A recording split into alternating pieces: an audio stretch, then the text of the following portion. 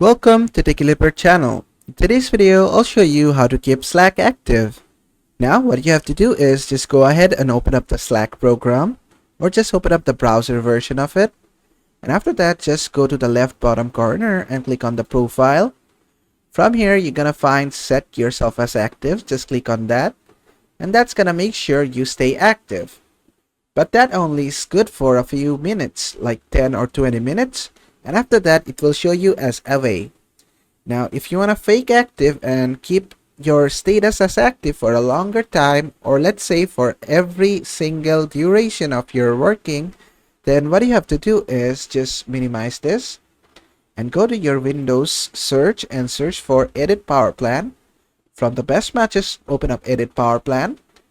Then make sure turn off display is set to never. If yours is set to any timer, just set to never. Same for put the computer to sleep. Then click on Save Changes. Then close this. Then just open up Slack again, and this time it will never go back to away. It will always be active. And basically that is how to keep Slack active. I hope this video was helpful. If it was, please give it a thumbs up. And don't forget to subscribe.